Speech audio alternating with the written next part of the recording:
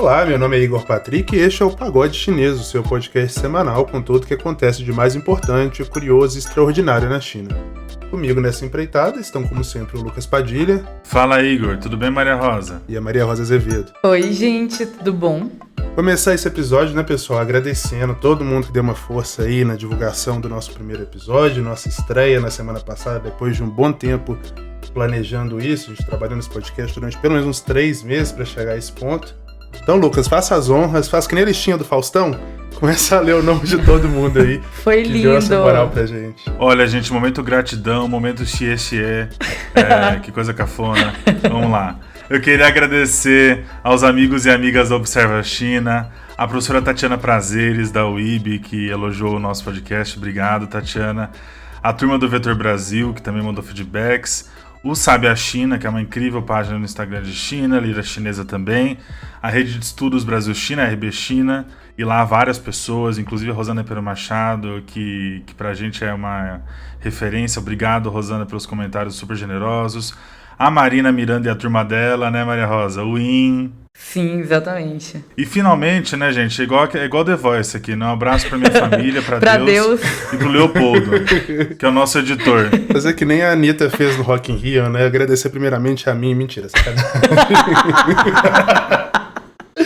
Enfim, muito obrigado, gente, pela força. Significa muito pra gente saber que todo mundo aí dessa rede, essa bolha aí que acompanha a China, tá junto conosco, divulgando. O pessoal da Xumian também, que colocou na newsletter dessa semana, citou a Maria Rosa, né, Maria Rosa? Sua coluna sobre Ant Financial.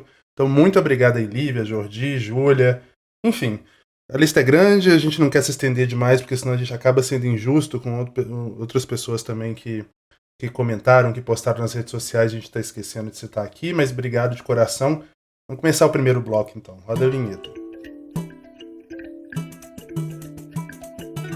A Terra do Meio é o bloco em que a gente aqui do Pagode Chinês coloca a China no centro do palco, recapitulando e explicando as notícias mais importantes da última semana. O bloco foi batizado em referência ao nome da China em mandarim, Zhongguo, o Império do Meio. Vamos lá? Olha, após reações discretas e uma cobertura quase marginal das eleições americanas, a imprensa estatal chinesa reagiu aparentemente otimista à vitória de Joe Biden.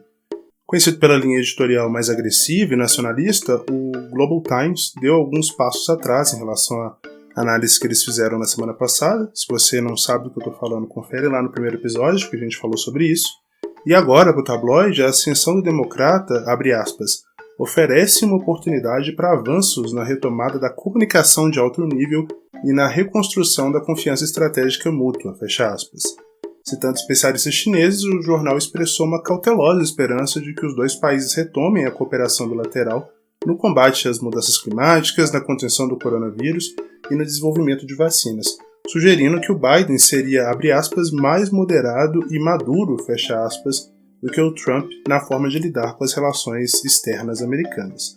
Já na televisão, a emissora estatal CCTV cobriu de perto os desdobramentos da contagem dos votos na Pensilvânia, que foi o estado que acabou garantindo, a vitória para o Joe Biden. Embora tenha assumido um tom neutro em relação aos resultados, a emissora promoveu uma cobertura bastante extensiva das aglomerações na Filadélfia, que é a capital da Pensilvânia, reportando confrontos e ataques verbais entre apoiadores de Biden e Trump.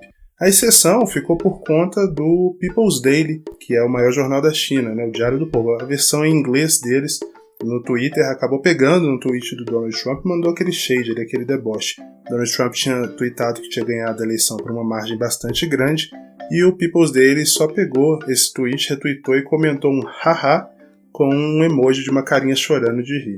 Bom, esse tweet já desapareceu, já apagaram, mas ficou o recado, Bom, Maria Rosa, a gente falou de eleições americanas na semana passada, voltamos ao tema nessa semana, e as análises, sempre dando conta aí do voto latino, que aparentemente os Estados Unidos descobriu que latino não é um povo só e nem vota de uma forma única, voto feminino, voto negro, mas um tema que ninguém comentou é o voto sino-americano, e tem uma quebra aí geracional bastante marcada. Como é que foi isso? Exato, Igor. E a gente viu que essa diferença de parar de categorizar votos por raças realmente pode ter sido uma das coisas que mudou a eleição mudou o resultado entre a eleição da Hillary e a eleição do Biden, Eu acho que algumas coisas são muito importantes da gente observar nesse contexto.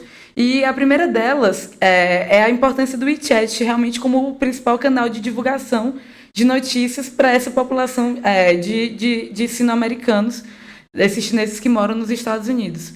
E como você deixar essas informações circulando no canal tão fechado, inclusive promove que conteúdo até não muito confiável circule lá dentro.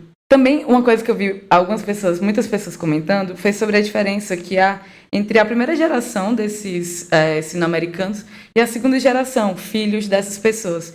Como chineses dessa primeira geração, essas pessoas mais velhas, que se informam majoritariamente a partir do WeChat, eles têm uma ligação muito grande com pautas identitárias que são mais trazidas pelo Partido Republicano. Então, por causa disso, eles acabaram tendo uma maior aproximação com Trump. Algo que é muito diferente do que a gente vê já nessa segunda geração de chineses americanos. Pessoas mais novas, que falam um inglês melhor também, isso também faz muita diferença, e que realmente conseguiram entender melhor, por exemplo, Black Lives Matter e alguns movimentos identitários que realmente conseguem tocar mais essas pessoas novas. Muito engraçado que eu estava ouvindo um podcast e nele tinha um comentário de uma jovem chinesa, 20 e poucos anos, e ela mostrando a luta que era explicar para a mãe dela por que o nome do movimento era Black Lives Matter. Na cabeça da mãe dela, All Lives Matter. Aquilo não fazia sentido, né? E é porque realmente racismo, essa questão de raças e essa questão estrutural também, não é algo que é muito comentado na China. Mas eu quis trazer isso por um motivo, porque a gente aqui, olhando de fora racionalmente, parece que faz muito sentido que chineses tenham uma preferência pelo Partido Democrata, que eles votem no Biden, ainda mais quando o Biden tem a Kamala Harris, que é como vice-presidente, que é uma pessoa que tem uma descendência asiática, né? A mãe da Kamala é indiana. Então, essa eleição americana mostrou que não dá para a gente generalizar nada e tem que se olhar para as nuances das coisas. Olha, interpretar essa eleição dos Estados Unidos vai demorar algumas gerações, eu acho. Assim como a de 2016, quer dizer, esses fatos políticos são muito recentes. Eu fui convidado para comentar no domingo a eleição americana na CBN, na revista CBN com a Petra Chaves, e ela me perguntou muito quais as possibilidades se abririam a partir de uma eleição do Biden, né? O que isso muda na relação entre China e Estados Unidos. Com certeza não muda uma disputa global, quer dizer, os dois países vão continuar disputando de alguma forma, mas a metodologia muda, né? A diplomacia é uma forma de fazer relações internacionais, não é a única. E o Biden vai privilegiar a diplomacia, que é essa estrutura burocrática profissionalizada que acaba se relacionando com outros países de uma forma mais regular, secreta, de certa forma, das conversas em lobby, quer dizer, vai tirar um pouco a discussão do Twitter e vai levar ela um pouco mais para as embaixadas, para os consulados, para as universidades, quer dizer, vai elitizar um pouco a formulação da política pública, que é a política externa americana. Isso pode, de certa forma, ajudar a China e os Estados Unidos a encontrarem pautas comuns, inclusive em temas técnicos, como a produção da vacina, que o Igor comentou, já se espera, talvez, que os Estados Unidos entrem na COVAX, com o Biden, mas, de outra forma, também, o Biden, ao privilegiar o multilateralismo, tira um pouco do espaço que a China conquistou nos últimos 4 anos, né? A China que avançou muito pela negligência do Trump e por projetos próprios. A gente não pode também dar só os louros ao Trump. Quer dizer, a incompetência do Trump não é tão grande quanto a competência chinesa, na minha opinião. Então, agora o Biden disputando mais espaço com a China em fóruns multilaterais, eu acho que, de certa forma, a disputa fica mais difícil, mais pegada mesmo, uma disputa mais próxima, mas também menos violenta, né? Pelo menos na retórica, menos violenta.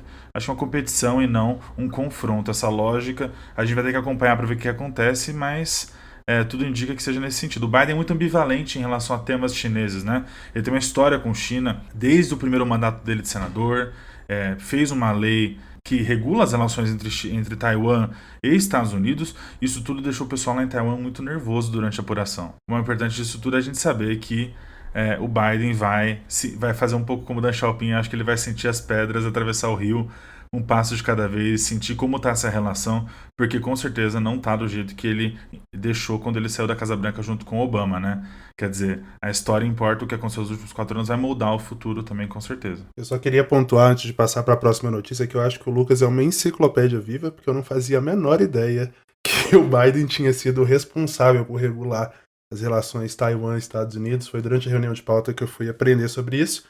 Espero que seja novidade para você também, que você tenha aprendido um pouco no comentário. Vamos passar para a próxima notícia. Olha, as exportações e as importações da China, os níveis que eles têm alcançado mesmo em meio à pandemia, não deixam de surpreender. E agora foi a vez da agência Reuters divulgar os resultados de outubro.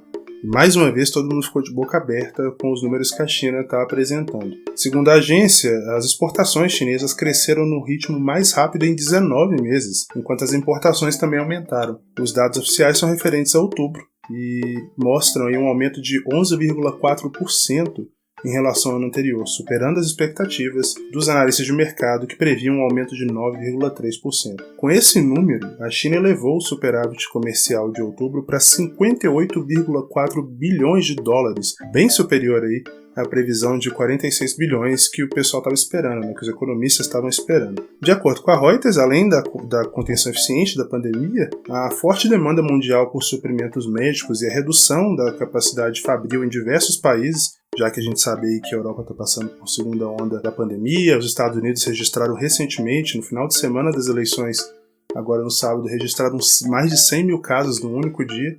Esses países estão paralisados, né, dada aos novos lockdowns, as novas medidas de distanciamento social que tiveram de ser impostas. Consequentemente, a capacidade de fabricar produtos fica comprometida também. A expectativa é que o volume de exportações permaneça em tendência crescente, já que as empresas domésticas já começaram a retomar a produção enquanto os rivais globais patinam com a pandemia. Mas a China, olha, não só vendeu muito para o resto do mundo, como comprou demais também. As importações aumentaram 4,7% no comparativo anual. É um número abaixo das expectativas do mercado, estavam prevendo aí 9,5%, mas ainda assim não deixa de ser impressionante, né? Já que é o segundo mês consecutivo de crescimento, enquanto o mundo inteiro patina e tenta encontrar uma solução para lidar com a pandemia e os efeitos que ela vai causar na economia no curto e no médio prazo. Maria Rosa, a China mais uma vez surpreendendo, né? Provavelmente a única grande economia que vai crescer em 2020. E o Xi Jinping, que não é bobo nem nada, já está de olho nisso, já está dando umas declarações de que a China pode superar a renda média já em 2025 e uma economia que pode dobrar em 2035? Igor, exatamente. Foi isso que o Xi Jinping tem dito, né, depois da elaboração do último plano quinquenal. A gente sabe que a economia chinesa ela sempre foi muito voltada para a exportação. O crescimento dela foi sempre muito pautado em exportação, né? Só que um fato que tem se comentado muito que as pessoas do Partido Comunista Chinês têm comentado muito, é que o crescimento futuro da China está encontrando dificuldades nessas exportações que nunca foram encontradas antes.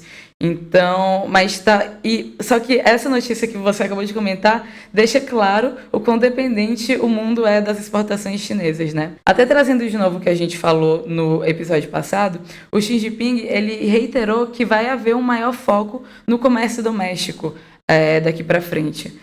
Vale lembrar que a classe média chinesa é de 400 milhões de pessoas. O Brasil tem 200 milhões. Então, a classe média deles é o dobro da nossa população, sendo o Brasil um país de dimensões continentais que a gente sabe que tem. Então, é um mercado interno gigantesco. Há algumas práticas, realmente, que têm sido discutidas para como isso vai acontecer.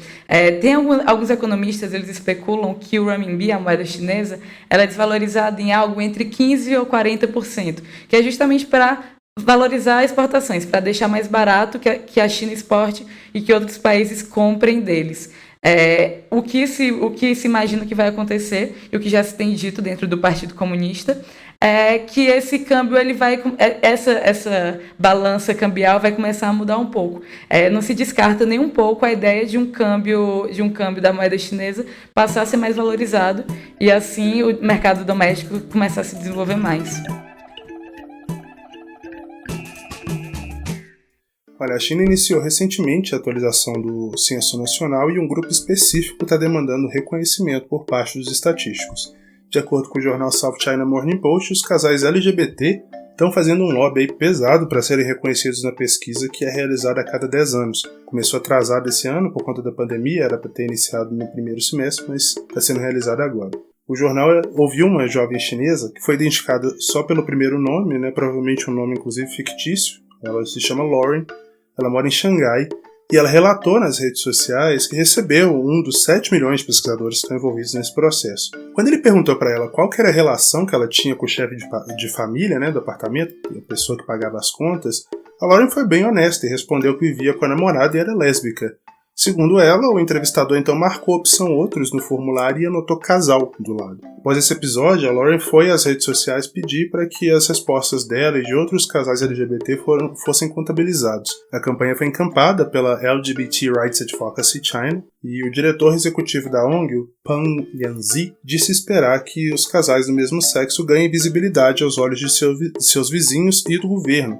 Ele explicou para o jornal que muitos entrevistadores que estão trabalhando nesse censo não estão familiares com o termo LGBT, não conhecem pessoas LGBT.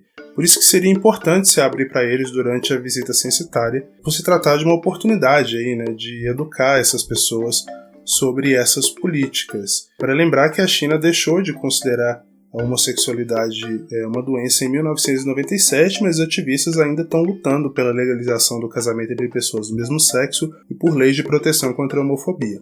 Bom, respondendo a essa campanha, o Escritório Nacional de Estatística, que equivale aí ao nosso IBGE aqui no Brasil, declarou que qualquer informação adicional, além das respostas predefinidas para a categoria parentesco com chefe de família, não seriam registradas. Lucas, a gente está vendo aí, né, uma mobilização bastante intensa da comunidade LGBT nos últimos anos na China. Taiwan, ali do ladinho, foi a primeira região na Ásia a legalizar o casamento entre pessoas do mesmo sexo, e agora essa notícia, né? É possível dizer, Lucas, que talvez a questão LGBT seja uma questão que não dá mais para ignorar dentro da China continental? Qual é a sua opinião a respeito? Eu acredito que um reconhecimento público, legislativo, legal, ou até nesse caso que você falou, estatístico, mas ainda assim público, a gente sabe que as estatísticas também são uma forma do governo se comunicar, é importante para garantir que as pessoas tenham acessos iguais. Se não direitos iguais, pelo menos acessos iguais. Quer dizer, uma proteção no contrato de seguro de saúde, o direito de herdar um imóvel, e todos esses direitos civis que são muito simples, ligados à propriedade mesmo. Eu não estou nem falando aqui no reconhecimento da identidade, na dignidade, nessas dimensões sociais que são muito importantes do direito reconhecer em relação às pessoas que se relacionam com outras pessoas do mesmo gênero, certo?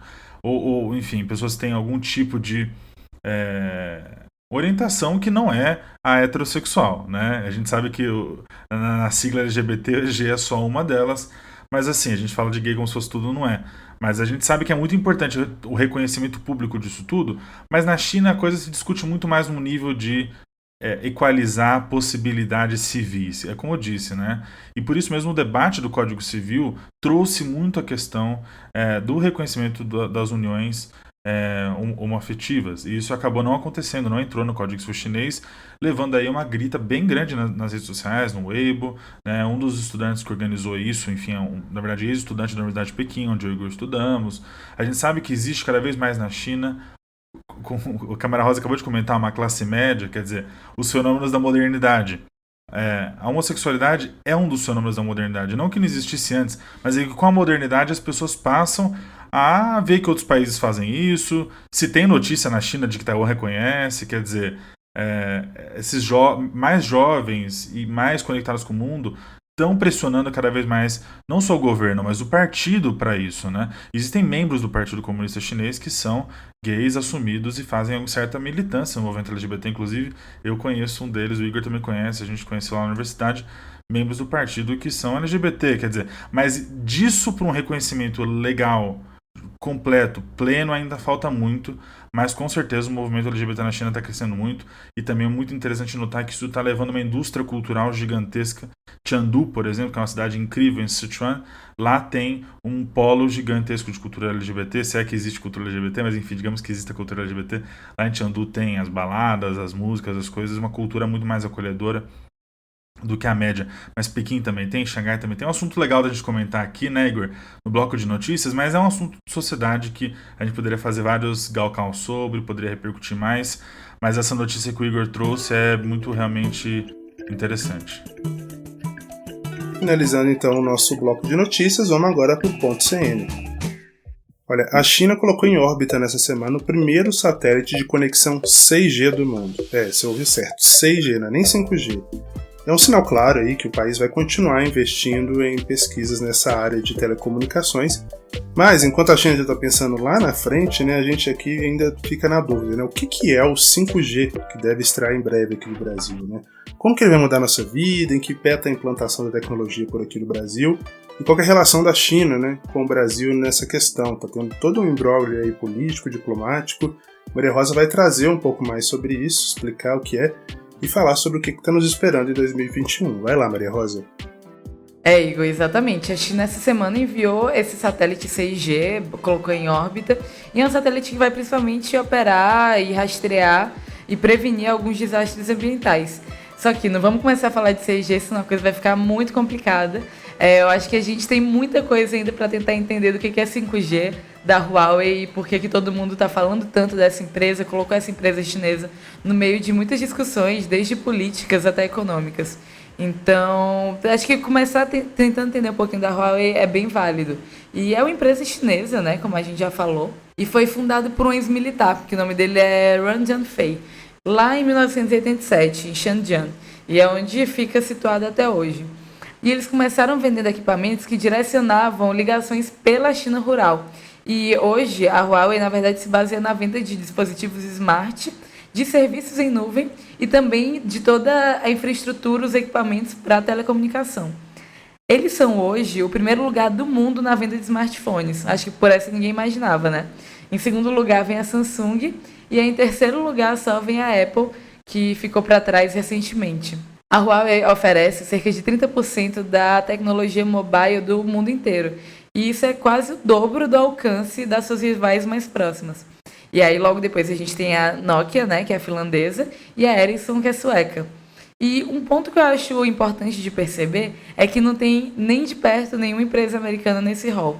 E até já trazendo um pouco do conflito da 5G, o governo americano tem se unido com essas empresas europeias, a Nokia e a Ericsson, para tentar correr atrás desse prejuízo.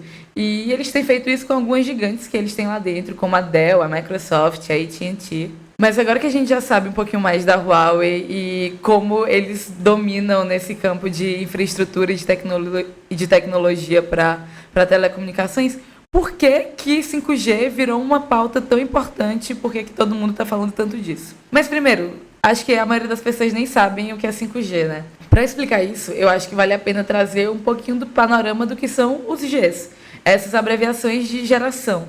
E vamos fazer isso de um por um. A 1G surgiu na década de 80 e era a rede de celulares, não era ainda digital, era analógica, e permitia no máximo 2,4 kB de informação por segundo. Isso é muito pouco. Só permitia realmente que ligações fossem feitas e ainda de um jeito bem complicado. Quando surgiu a 2G, que foi no começo dos anos 2000, uma revolução gigantesca aconteceu, porque a tecnologia se desenvolveu, melhorou realmente o que a gente tinha como ligações, mas permitiu uma outra coisa, que mensagens de texto também fossem enviadas através da infraestrutura de telecomunicações. Ou seja, surgiram os maravilhosos SMS. Depois, quando a gente foi para 3G, mais para o final dos anos 2000, aquele aparelhinho deixou de ser só um celular que recebia e fazia ligações e realmente virou um smartphone, que é como a gente chama até hoje, né? Já quando surgiu a 4G, a mudança foi mais incremental. E o 4G permitiu que uma quantidade muito maior de dados passasse por segundo. Foram possíveis transmissões em HD, transmissões simultâneas e muito mais. Ou seja, se não tivessem criado o 4G, 2020 seria um ano muito complicado, né? Porque nem live, nem reuniões via Zoom iam ser possíveis. Mas e aí? E a 5G? Pois é, a 5G permite coisas que a gente nem sabe ainda, para ser bem honesta. O que a gente sabe é que ela consegue ser até 20 vezes mais rápida do que a 4G. E além dessa maior velocidade, conexões são mais estáveis e o consumo de energia consegue ser quase 90% menor do que a da 4G. E um exemplo que muita gente gosta de falar, e eu acho que é bem ilustrativo, que é o do carro autônomo. Então, são esses carros que são guiados por algoritmos, por robôs, e então que não precisam de motoristas. Só que imagina só você controlar a quantidade de dados por milésimo de segundo que vão ter que estar completamente interconectados para conseguir ordenar os movimentos de cada carro que vai estar passando ali na Avenida Paulista lotada 6 horas da tarde na sexta-feira. Então é muito complicado, é um volume muito grande de dados. A 5G, essa quinta geração de tecnologia, dá conta disso.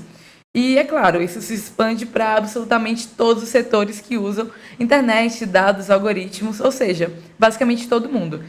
Aplicativo, banco, hospital, governo vão conseguir ter acessos a diversas variáveis em tempo real e, organizando tudo isso com algoritmos preditivos, previsões vão ser feitas e processos vão ser feitos de um jeito infinitamente mais fluido, infinitamente mais assertivo.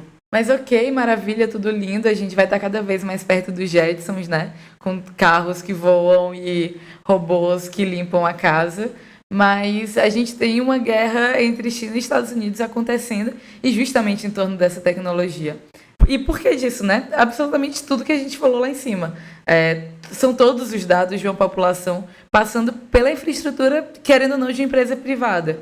E tem um termo técnico que o nome é backdoor, porta dos fundos. E isso é basicamente um método que é usado para se ter acesso a informações dos usuários, contornando as medidas de segurança. Então, é um tipo de fraude.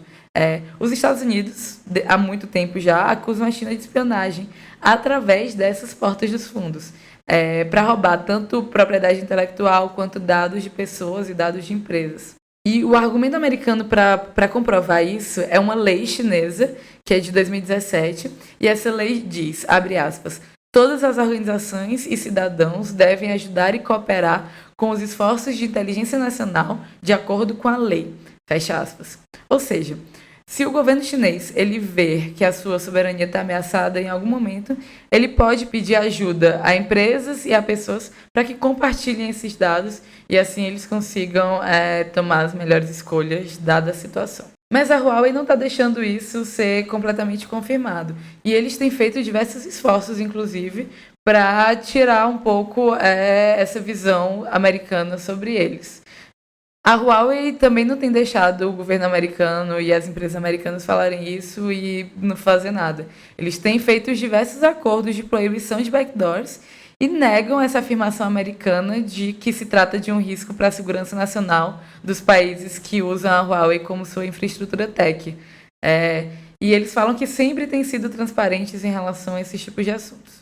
Mas sobre esse argumento, dá para enquadrar ele no ponto de vista político da retaliação americana contra a Huawei.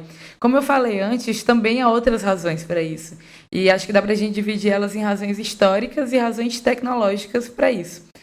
A razão histórica, resumindo bem, eu acho que o principal marco dela foi no começo dos anos 2000, quando a Huawei estava despontando, e inclusive nos Estados Unidos, até que eles receberam diversas acusações e diversos processos da justiça americana relacionadas ao roubo de propriedade intelectual. O principal deles foi com a Cisco, uma empresa de infraestrutura e tal americana, e principalmente por conta de um roteador. Então esse é um processo que durou anos e a Huawei ficou bem conhecida nos Estados Unidos depois dessa questão. E também, como eu mencionei, a questão técnica. Os Estados Unidos não têm nenhum campeão nacional na guerra da 5G. E eles estão bem atrás, tanto da China quanto da Europa nesse aspecto. Não é como se a gente estivesse falando de qualquer coisa, né? É algo que basicamente vai moldar o que a gente tem como realidade no futuro. Agora vamos voltar um pouquinho para o Brasil e como é que o Brasil está nisso, né? A gente vai ter um leilão que vai decidir o futuro da 5G aqui e esse leilão está se aproximando.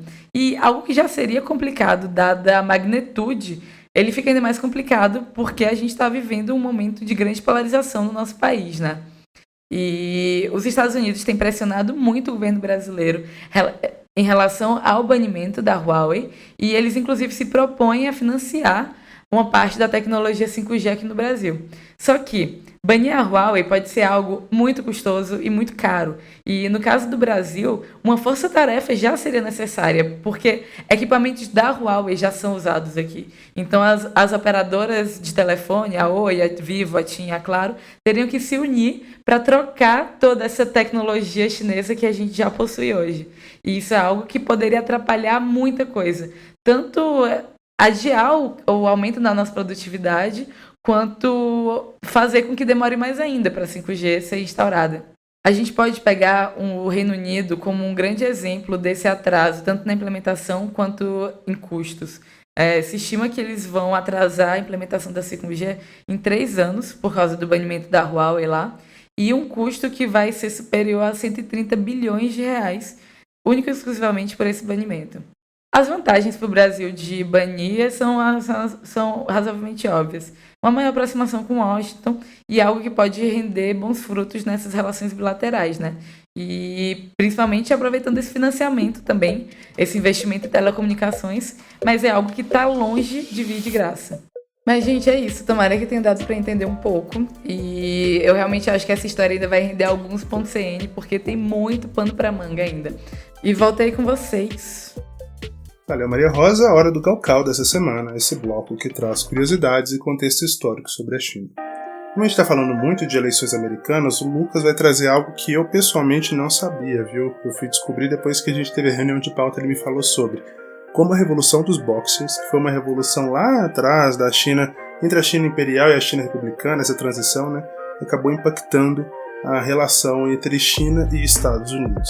Um assunto bem curioso, todo mundo fala só sobre como a Inglaterra se comportou nesse bafafá todo aí, e o Lucas vai trazer o lado dos Estados Unidos aí nessa história. Vai lá, Lucas.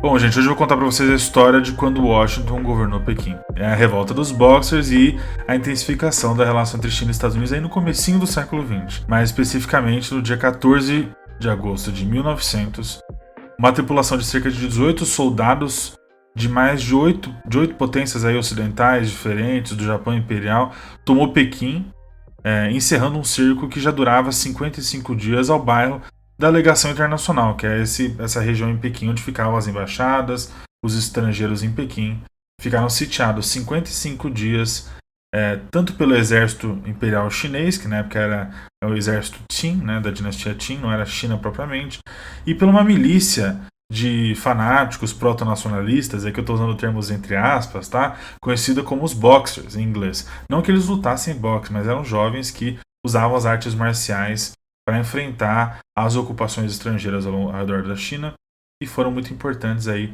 nesse momento de contestação da presença estrangeira na China e afirmação de certa identidade nacional.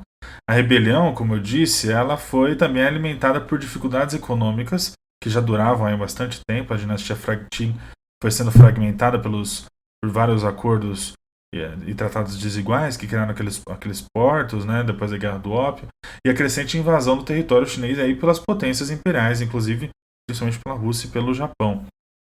O grito de guerra dos boxeadores, dos boxers, era apoie os Qin, extermine os estrangeiros. A captura de Pequim acabou com o que ficou conhecido como a Rebelião dos Boxers. Esse período, que durou mais ou menos 2 anos, o término oficial do conflito só foi acontecer em 1901. Então, um conflito começou muito rápido, terminou muito rápido, mas terminou com um protocolo que o título dele já revela aí o número dos envolvidos. Vou ler para vocês o título, tá? Áustria, Hungria, Bélgica, França, Alemanha, Grã-Bretanha, Itália, Japão, Holanda, Rússia, Espanha, Estados Unidos e China. 2 pontos. Protocolo final para a resolução das perturbações de 1900. Esse é o nome do documento. Entre a conquista de Pequim em 14 e 15 de agosto e a assinatura do protocolo em 7 de setembro do ano seguinte, a cidade foi ocupada e administrada pela Aliança das 8 Nações. Os Estados Unidos se comprometeram cerca de 2.500 soldados e fuzileiros navais que foram enviados, né, e às pressas, tanto dos Estados Unidos quanto das Filipinas, onde os americanos estavam lutando contra uma insurreição local, para a luta em Pequim. Foi um dos primeiros casos de tropas americanas engajadas em uma guerra de coalizão, num sistema de alianças, e na ocupação militar pós-conflito de um território estrangeiro. A gente já viu isso acontecer várias vezes no século XX. Aí nos primeiros meses do século XX, isso aconteceu na China. Então, e aí depois do fim do combate aberto em Pequim, os aliados declararam uma lei marcial e os americanos receberam um canto ali sudoeste da cidade para administrar, sob comando do coronel Adnan Chaffee, que recebeu o posto de major-general dos voluntários para o conflito dos Boxers. As consequências aí da tomada, da conquista da capital chinesa foram marcadas infelizmente, por violências desenfreadas, pilhagens que duraram várias semanas, com participação de todas as partes ocupantes, das 8 potências. Embora aí os relatos de que os soldados russos e japoneses foram especialmente brutais. Para parar essa violência indiscriminada aí que aconteceu em Pequim, o general Chaffee ordenou a proibição de saques pelas forças dos Estados Unidos, apesar de não ter dado muito certo, né? Então, o comandante das tropas imperiais britânicas, o general Alfred Gasely, ele lembrou o seguinte, aqui eu vou ler para vocês um trecho deles, tá? As condições dentro e fora da cidade, ao longo da linha de comunicação, eram ruins. Pilhagem da cidade, forragem descontrolada nas redondezas e reapreensão pelos soldados de tudo que um chinês possa possuir, como vegetais, ovos, galinhas, ovelhas, gado, etc. Fuzilamento indiscriminado e geralmente não provocado de chineses. É seguro dizer que onde um verdadeiro boxer foi morto desde a captura de Pequim, 50 coolies, que é esse nome para o chinês comum que trabalha nas cidades ou no campo, 50 coolies inofensivos trabalhadores foram mortos, incluindo não poucas mulheres e crianças. Quer dizer, realmente um relato de dias de terror. Os americanos, como todas as outras nações aliadas, também estavam fortemente engajados nos saques e nas pilhagens. Inclusive o diplomata norte-americano, famoso, o Herbert Skiers, encheu vários vagões de trens com saques de obras de arte, coisas importantes de Pequim. Os ataques aos civis também não eram incomuns, né? O Stephen Dyer, um fuzileiro naval dos Estados Unidos, forçou a entrada numa casa, aí assaltando uma mulher e fazendo na frente dos filhos dela um ato de barbárie absurdo. E tem esses relatos todos. O Dwyer, que foi submetido a uma corte marcial e condenado à prisão perpétua nos Estados Unidos. Aí a história começou a virar, apesar de muitos continuarem impunes, né? A imprensa internacional, a partir desse caso, começou a chamar atenção para o que estava acontecendo em Pequim, né? Chamando isso de Carnaval da Pilhagem e lamentando que, abre aspas, as grandes nações cristãs do mundo estão sendo representadas na China, roubando, estuprando e saqueando soldados, fecha aspas, como o David Silber escreveu no excelente livro The Boxer Rebellion and the Great Game in China. Fica até o final do pagode, que eu recomendei esse livro lá no final. Apesar de tudo isso, a ocupação americana de Pequim foi considerada simpática e eficiente em relação às demais forças. O motivo, olha que interessante, os militares dos Estados Unidos foram guiados pelas Ordens Gerais número 100, o Código Liber, que foi promulgado em 1863 e regulamentou durante a Guerra Civil dos Estados Unidos como que a União deveria governar a ocupação do Sul. Essas regras... Bom, agora o Silby, vou ler um trecho do Silby do livro dele, tá bom? Abre aspas. Essas regras delinearam um tratamento dos territórios ocupados como irmão trataria irmão, ou pai e filho. Essa foi, na verdade, literalmente a inspiração, já que Francis Liber, o advogado que escreveu a Ordem 100, teve filhos que lutaram pelos dois lados na Guerra Civil. Interessante essa história, fecha aspas. Em meados de setembro, com base no Código Liber, o Chaffee, que era o americano que estava administrando Pequim, tentou conquistar corações e mentes dos habitantes aí da cidade, enfatizando que, abre aspas, tudo isso, violência, aí, não tendia a ganhar para as tropas a confiança das massas com as quais não se tinha disputa, mas que precisava do trabalho ali. Então, quer dizer, ele tinha uma sensibilidade com a população local. Foi imposto um toque de recolher, estrito da zona de ocupação americana, e não foi permitido que mais de 3 chineses se reunissem publicamente, o que foi visto como uma coisa boa pelos chineses, porque foi proibido o jogo também. E os lugares de consumo de ópio, que na época era uma coisa assim, muito que destruía muito as famílias chinesas, e os habitantes chineses não eram autorizados a portar ou possuir armas de fogo. Isso criou uma certa situação de estabilidade em Pequim, ali nessa zona americana. Em outubro de 1900, o Comitê de Gestão da Cidade de Pequim se reuniu pela primeira vez. E era formado aí por britânicos, italianos, alemães, japoneses e americanos, né? O comitê transferiu responsabilidades específicas para cada subcomitê, criando várias obrigações aí na cidade: preservação da saúde, proteção contra a epidemia, limpeza, iluminação de ruas, latrinas, né, gestão de finanças, alfândega e o dinheiro usado na gestão da cidade. Quer dizer, foi criado um governo realmente para essas 8 alianças. Uma das primeiras vezes que isso aconteceu na história. Todas as forças militares internacionais, inclusive os americanos, estavam caçando ainda os insurgentes Boxers depois de meses, né? Mas o governo americano também deixou o sistema jurídico chinês em vigor, tratando apenas crimes cometidos como os estrangeiros. Quer dizer, os Estados Unidos, de certa forma, se criou limites para si próprio e para os outros países enquanto eles governavam Pequim. Bom, os médicos do exército americano também levaram aí serviços públicos importantes, como uma campanha de vacinação, que fez com que a maioria dos chineses fosse para a região, que era a região ocupada pelos americanos, que foi por muito tempo. Aí, a partir dessa época, a região mais ocupada de Pequim por chineses, quer dizer, existia ali alguma infraestrutura, algo bacana. Em março de 1901, quando os americanos estavam saindo da cidade. As tropas eram necessitadas ali nas Filipinas por urgência para lidar com o assunto, né? Uma população chinesa de 13 mil pessoas. Fizeram um abaixo-assinado e entregaram aí o general Chaffee pedindo aos Estados Unidos que ficasse. Um abaixo-assinado de 13 mil chineses pedindo para que Washington governasse Pequim por mais um tempo. Mas nem tudo são rosas, né? A gente não deve desviar o foco de dizer que foi a ocupação de Pequim por uma aliança de 8 nações. Foi uma situação brutal, aí, com centenas de boxeadores sumariamente executados, né? E apesar dos melhores esforços também, a gente precisa pensar na ocupação americana como parte desse sistema um pouco maior aí de violências, né? Os Estados Unidos pode ter instalado até um regime de ocupação militar mais humano, se é que isso é possível, né? Do que as potências europeias e principalmente o Japão. Mas mesmo assim, permaneceu ali um regime de ocupação baseado na ameaça, na força e na intimidação, como eu falei, em proibições duríssimas durante um breve período em que eles governaram partes de Pequim. Uma coisa interessante dessa história toda é que um dos legados do protocolo Boxer é a Universidade de Tsinghua, a primeira universidade asiática no top 20 do ranking de universidades globais do Times Higher Education. Com a aprovação do Congresso dos Estados Unidos, o presidente Roosevelt atualizou a redução adicional da indenização que tinha sido devida aos países que, na verdade, tinham sofrido com a revolta dos Boxers. Depois de feita a redução, a diferença devia ser devolvida à China gradualmente, começando em janeiro de 1909, para programas educacionais e para criar programas de bolsas para estudantes chineses irem para os Estados Unidos. Para homenagear o Ted Roosevelt por suas contribuições para a fundação da Universidade de Tsinghua, um ginásio no campus até hoje é nomeado Roosevelt Memorial Gymnasium. De 1909 a 1929, a Boxer Indemnity Scholarship Program enviou cerca de 1.300 estudantes chineses para estudar nos Estados Unidos. Candidatos de toda a China, né, disputaram o processo para essa prestigiosa bolsa e era muito competitivo. Entre 630 candidatos em 1937, apenas 47 foram selecionados. À luz aí do movimento de autofortalecimento da China naquela época, isso vale só um outro galcal, muito interessante esse tópico, o governo Qing chamou os alunos a concentrarem seus estudos nas áreas da ciência, engenharia, né, agricultura e medicina, ciências mais práticas, aí, sendo um dos destinos mais populares o Instituto de Tecnologia de Massachusetts, o MIT. Né?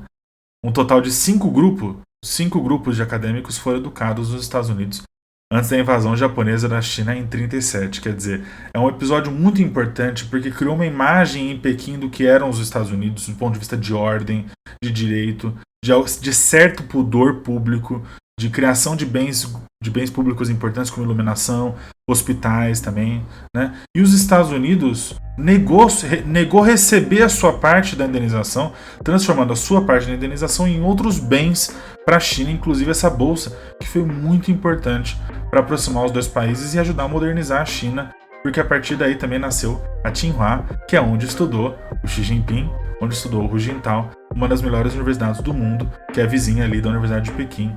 Tem uma história muito interessante da Tsinghua, ela nasce desse protocolo Boxer, de uma indenização que era devida, não foi paga porque o Roosevelt queria que mais chineses fossem estudar nos Estados Unidos, e não menos chineses. Aí a gente podia ficar falando horas sobre o que mudou em 100 anos, né? Valeu, Lucas. Agora é hora do Cilada.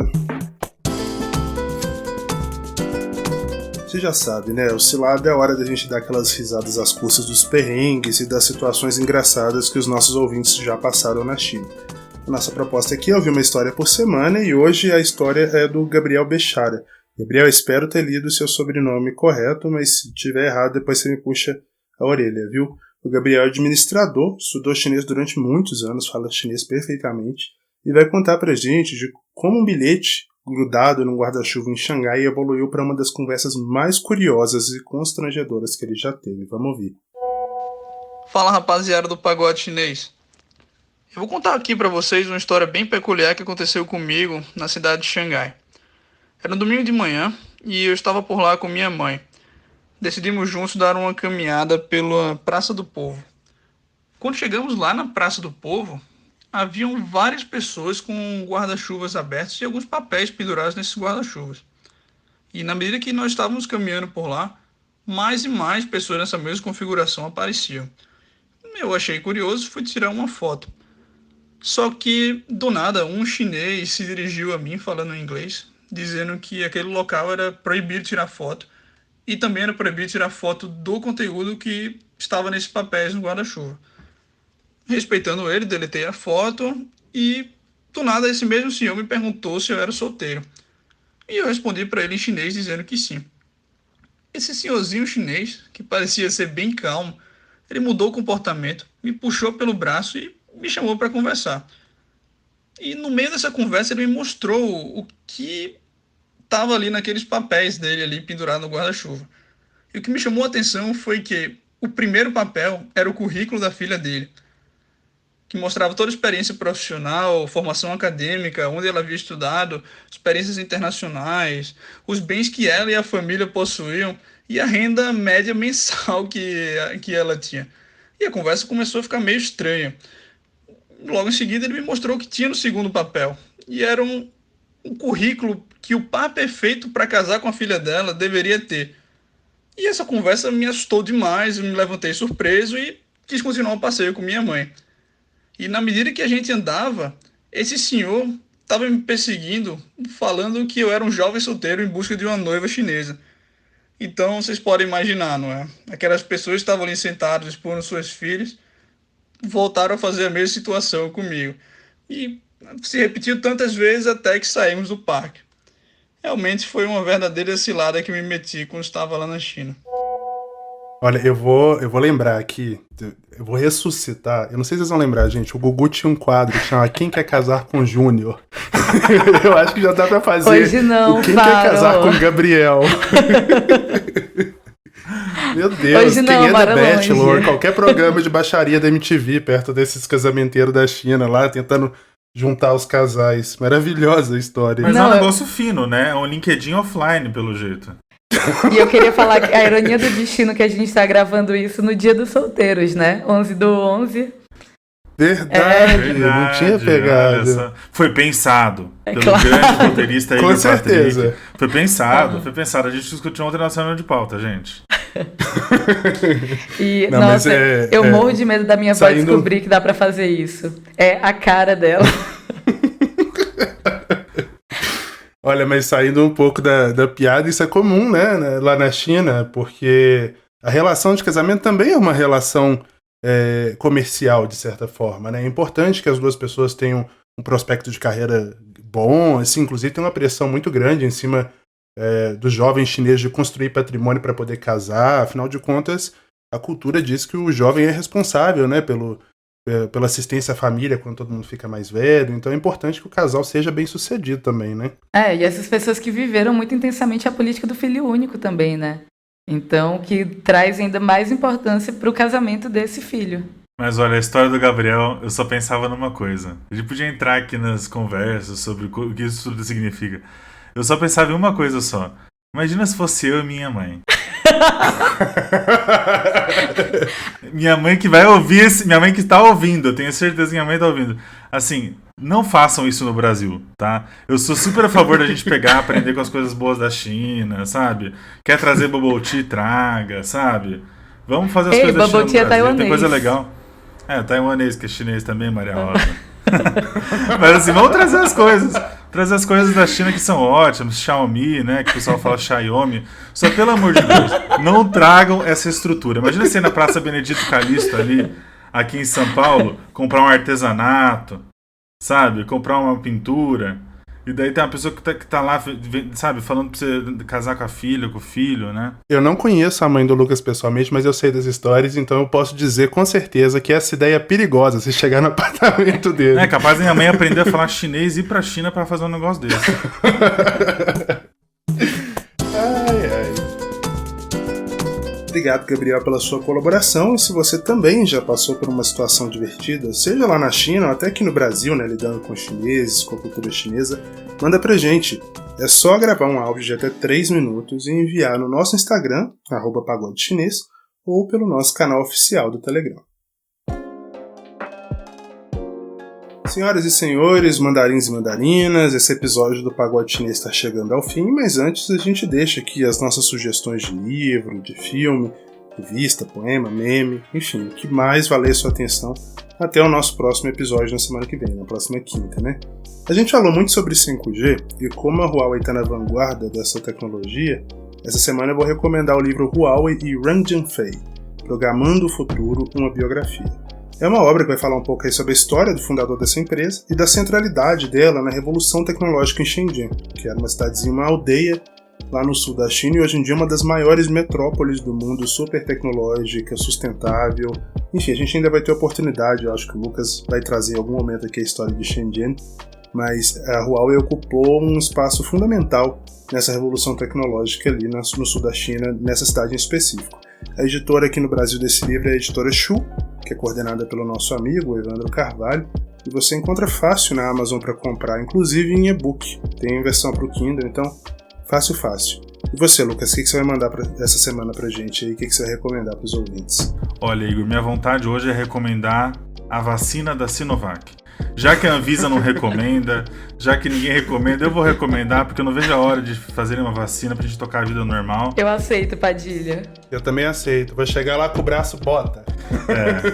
Mas enfim. Não, gente, vamos falar sério. Vou recomendar uma leitura séria aqui pra vocês, pra aumentar o repertório, né? Como diz o Faustão, sessão alongamento do cérebro, né? Quando ele mostra aqueles livrinhos. Lá no, eu acho a melhor parte do Faustão é tipo uns livros nada a ver, assim, tem Guimarães Rosa, e depois tem um quadrinho da Mônica e tal.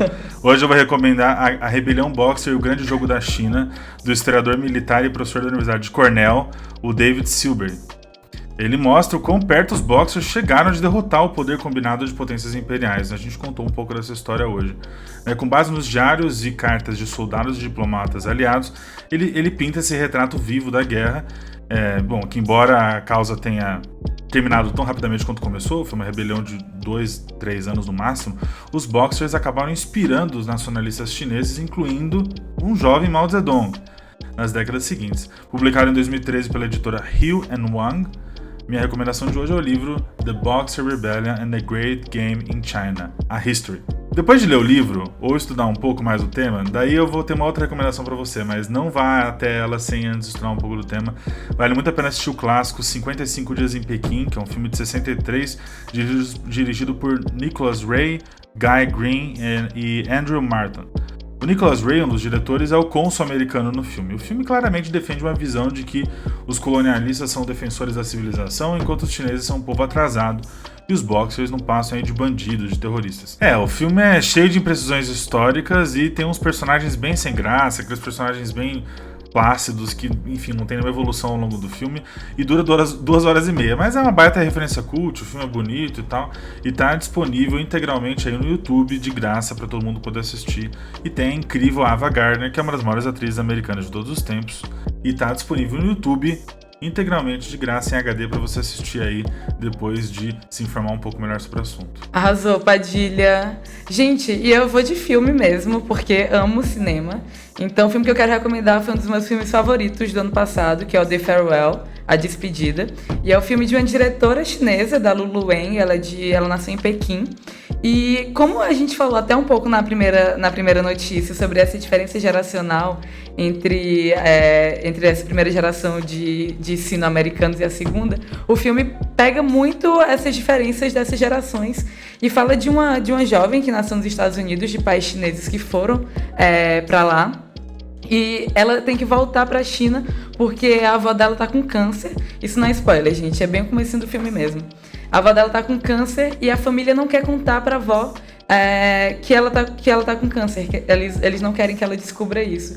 E fala muito desse choque de visões ocidentalistas e visões orientalistas a partir do ponto de vista da personagem principal, que é essa jovem chinesa que nasceu nos Estados Unidos.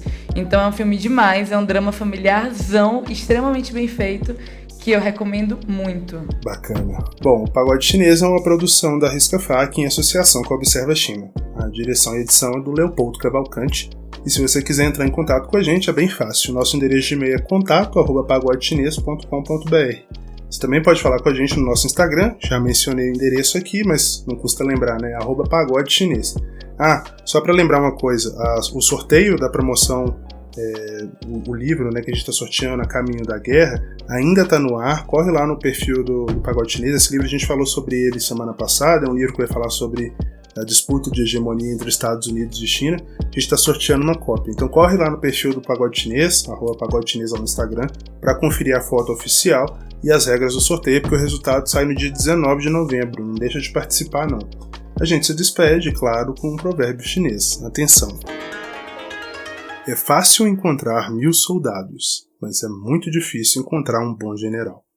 Até semana que vem, gente. Valeu!